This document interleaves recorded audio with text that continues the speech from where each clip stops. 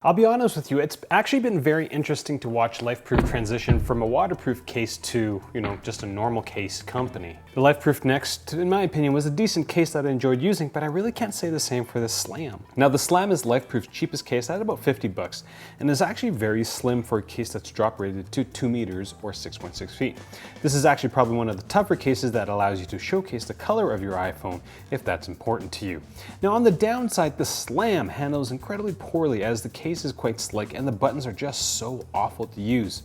For my LifeProof SLAM review, I've given this case a score of 3.3 A's out of 5. The poor handling of the iPhone inside the case is just a drag for the score. So the next few minutes, I'm going to go through the case review, I'm going to rant a bit, then I'll drop it, and at the end, compare the SLAM to another LifeProof case, the Next, and I'll also compare the SLAM to a case by Catalyst, which is a great alternative in my opinion. Real usage, real reviews.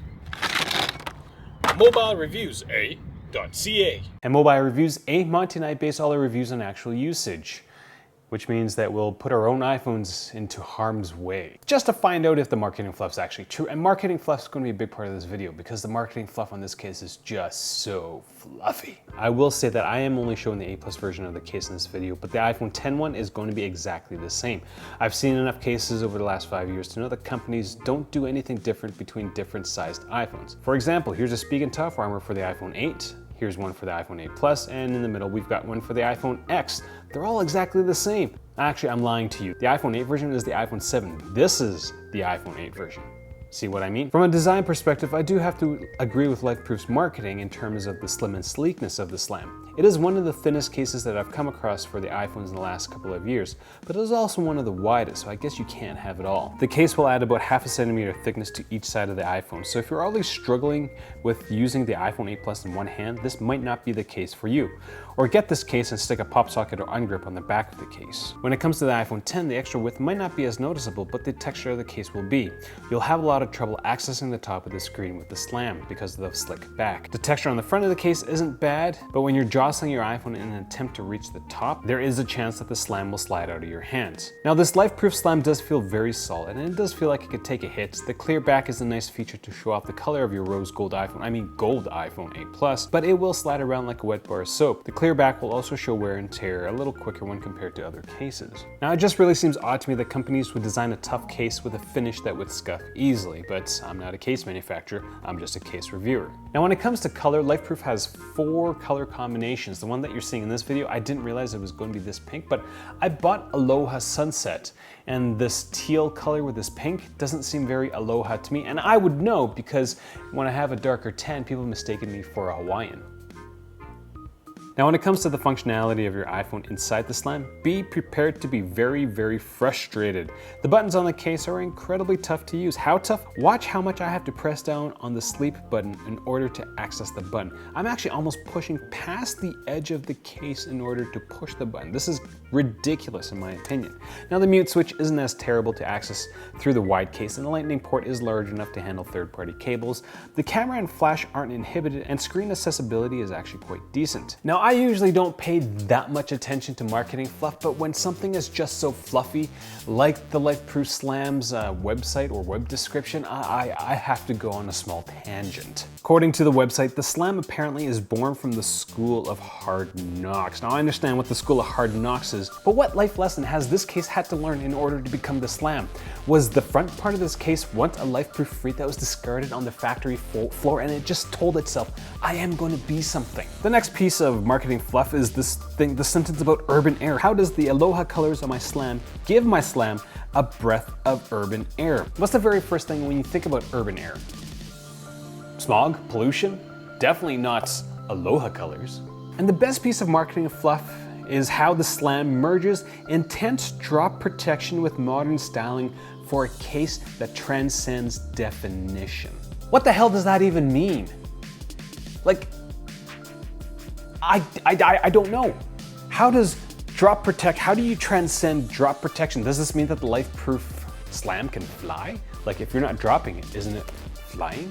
Like I don't get like that.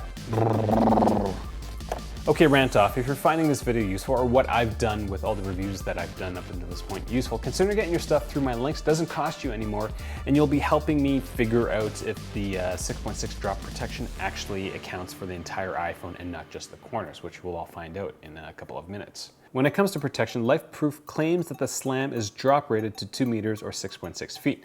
Transcendently, I might have to add, drop rated to 2 meters or 6.6 feet. And that's nothing special. 2 meters and 6.6 feet is nothing special. There is no reason to add the word transcendent or transcends to those numbers. I will note that the SLAM is going to offer better dust, or according to them, crud protection than the average case. All the parts of the iPhone that are exposed, such as the mute switch, speakers, and port, are sealed quite well. Most cases don't have this design feature, so it is worth pointing out. But on the flip side, LifeProof decided to leave a slight gap between the camera area and the back of the case, so crud's gonna get in between there. Now, the biggest question I had with the SLAM is whether or not the case would come apart after several consecutive drops. LifeProof Next kind of did, the Nude definitely did, and so I needed to know if the SLAM was going to do the same thing. Now, when it comes to transcendent drops, I took it to the screen crusher portion of my sidewalk in front of my house and did several corner drops. My assumption for the SLAM was that it was going to come apart after each drop or after every other drop, just like every other LifeProof case that I've used. Surprisingly, it didn't. And can you hear the genuine surprise in my voice? I look back at all the drops and realized how low my expectations were for LifeProof cases when it comes to staying together after drops.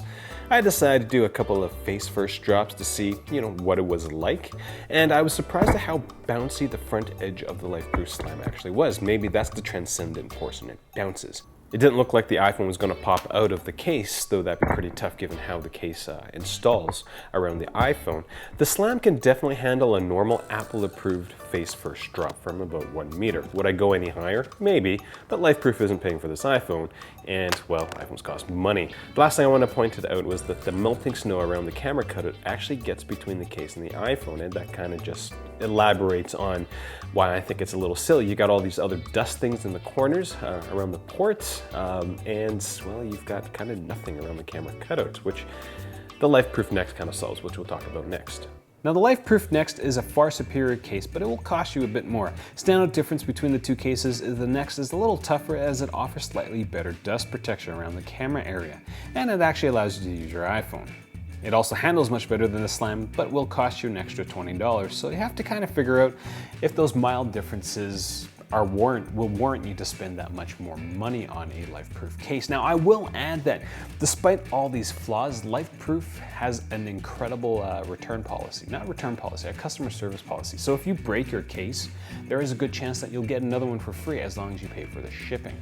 And so that's pretty handy if you're pretty rough with your cases. Now, if you're looking for a tough, clear case, you should definitely check out the Impact Protection by Catalyst.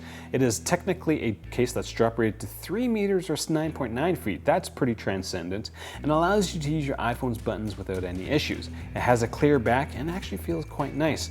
Now, I haven't done a full review on the Impact Protection by Catalyst, but this is one of my favorite cases by far. If this is the first time you're watching one of my videos, I do encourage you to click subscribe. I produce content 2 to 3 times a week, sometimes more when it's a new iPhone that comes out. This is Monty the Ho. He is glad that you have stuck around to watch me give him this under the chin scratch. Thanks for watching.